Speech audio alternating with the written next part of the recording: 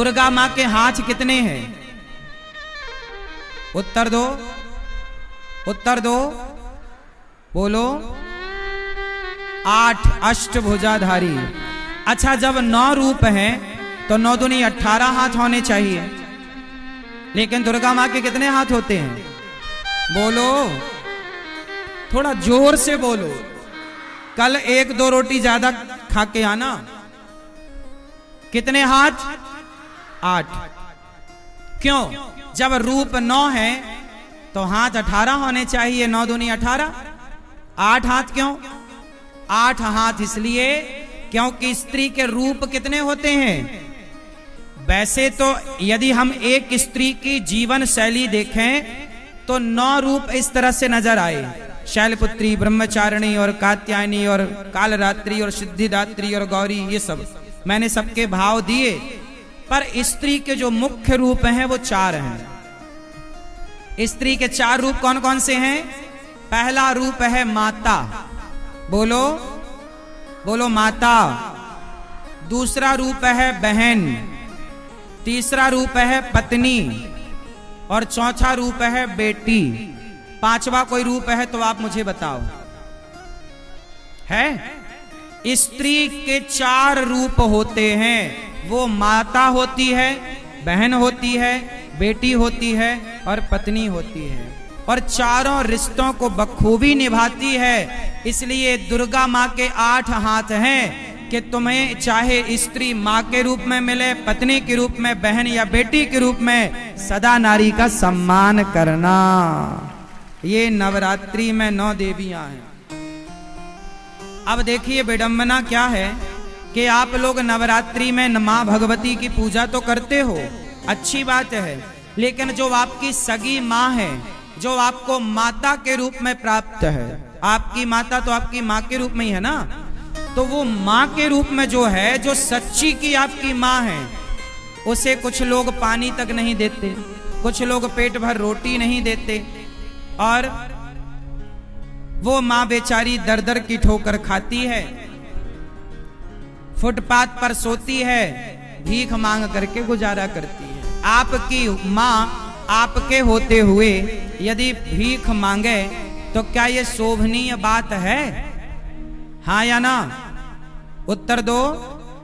इसलिए अपनी मां का सदा सम्मान करना, अपनी पत्नी का सदा सम्मान करना और नारी जात का सदा सम्मान करना। स्त्री का सम्मान करने वाला पुरुष समाज में प्रतिष्ठित होता है। याद रखिएगा, मैया आपको बोल रहा हूं, ये जिम्मेदारी तुम्हारी है। ये जो तुम्हारी औलाद, ये जो तुम्हारे बच्चे जो सड़क में खड़ी बहन बेटियों को छेड़ते हैं ना, ये उन लफंगे लड़कों की गलती नहीं, तुम माताओं की गलती है कि तुमने अपने औलाद को नारी का सम्मान करना सिखाया ही नहीं।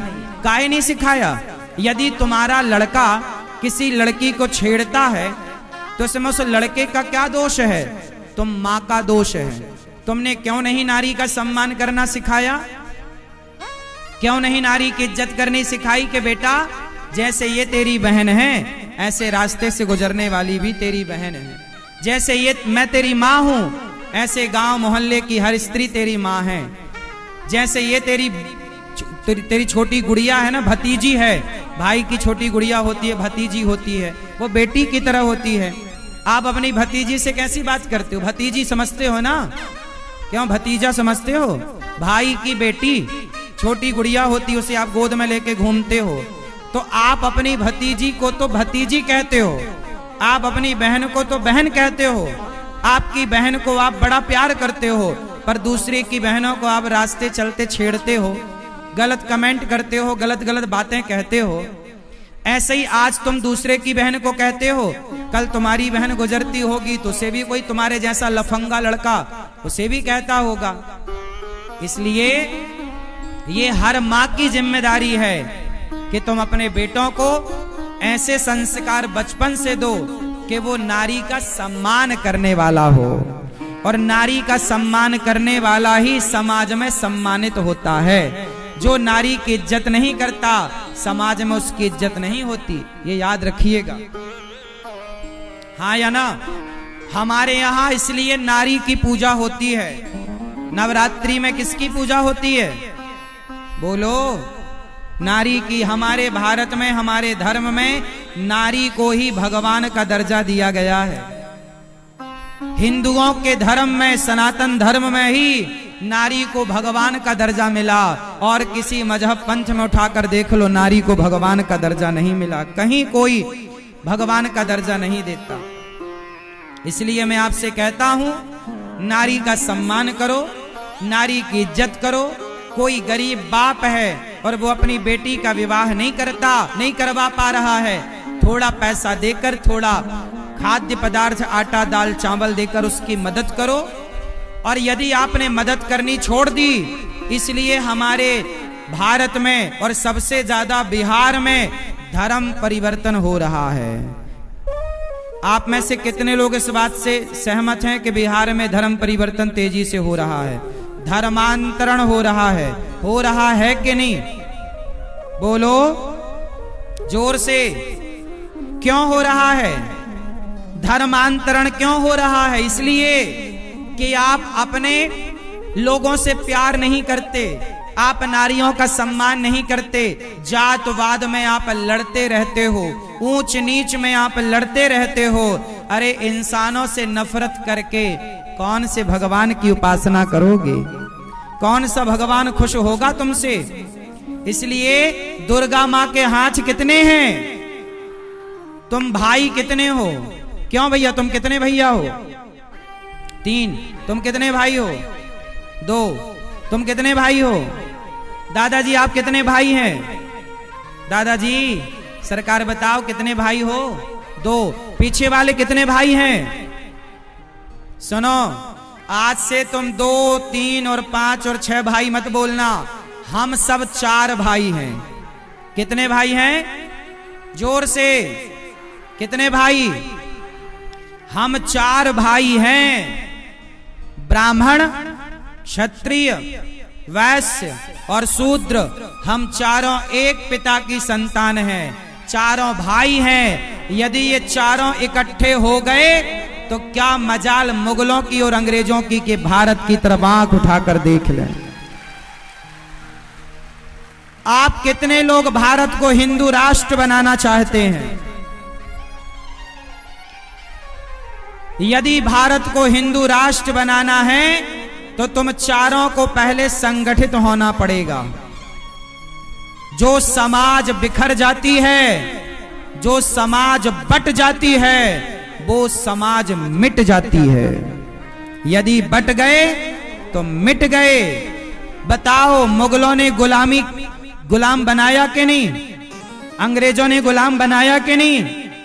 तुम गुलाम क्यों बने अंग्रेजों के? क्योंकि तुम जातवाद के नाम पर सदा लड़ते रहे। यदि संगठित होते ना मेरे भारतवासियों, तो क्या मजाल मुगलों की थी कि भारत की तरफ आंख उठाकर देखते। सोने की चिड़िया था भारत। कौन था? बोलो। घर घर में कई किलो सोना था। हमारे देश में इतना सोना था कि हमारे देश के मंदिर सोने से बनाए जाते थे।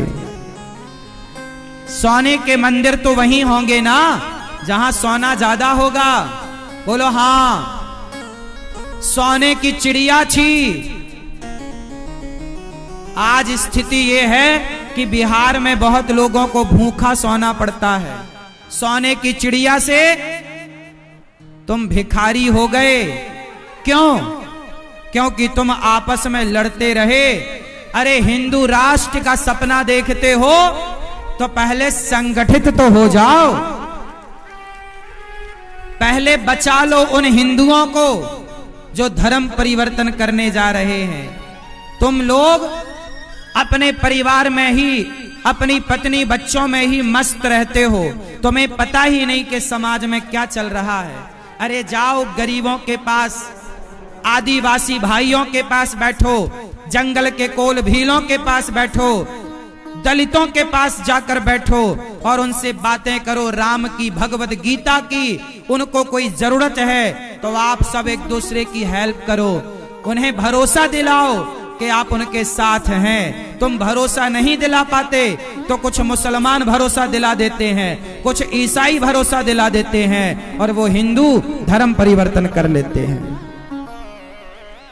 तुम सपना देखते हो हिंदू राष्ट्र का, पहले अपने बिहार में हो रहे धर्म परिवर्तन को तो बचाओ, पहले अपनों को तो बचाओ। 23 घंटा अपने लिए काम करना, 23 घंटा परिवार व्यापार के लिए काम करना, पर 1 घंटा कसम खाओ कि 1 घंटे का समय निकाल कर हम अपने सनातन धर्म का प्रचार करने के लिए 1 घंटा देंगे। आप में से कितने लोग हैं जो सनातन का प्रचार करने में लगे हैं?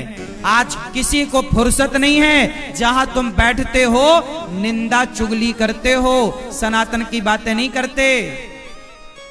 तुम्हारा पड़ोसी तरक्की क्यों कर गया, कैसे उसे नीचे गिराएं, तुम ये प्लान करते हो, तुम ये गंदी बातें करते हो, तुम बहन बेटियों के बारे में गलत बातें करते हो, मोबाइल पे गलत चीजें देखते हो। वो क्रिश्चियन लोग, पढ़े लिखे लोग, वो अपने धर्म के लिए ना 5-5 घंटे देते हैं, तब तो तुम्हारे गांव में आकर वो भड़काते हैं हिंदुओं को और धर्म परिवर्तन करा ले जाते हैं। वो अपने धर्म को समय देते हैं। मुसलमान हर शुक्रवार को जाकर नमाज पढ़ता है, हर ईसाई संडे को जाकर बाइबल पढ़ता है, पर तुम्हारा बच्चा किस दिन जाके भगवत गीता पढ़ता है बताओ जरा? तुम्हारा ह्रास ना होगा तो क्या होगा? तुम बातें करते हो बड़े हिंदू की, तुम कितने अच्छे हिंदू हो, तुम कितने हिंदुओं के काम आए ये तो बताओ। तुम कितने हिंदुओं का ब्याह करा पाए, सहयोग कर पाए, कितने हिंदुओं को धर्म परिवर्तन करने से रोक पाए ये बताओ। क्या डेटा है तुम्हारे पास? बिहार में आज गांव के गांव धर्म परिवर्तन हो चुके हैं। तुम कहां सो रहे थे? एक दिन वो सारे हिंदू क्रिश्चियन बन चुके होंगे और तुम्हारे खिलाफ खड़े होंगे और तुम्हारे अपनों से तुम्हारी लड़ाई होगी एक दिन, यदि तुम नहीं जागे तो।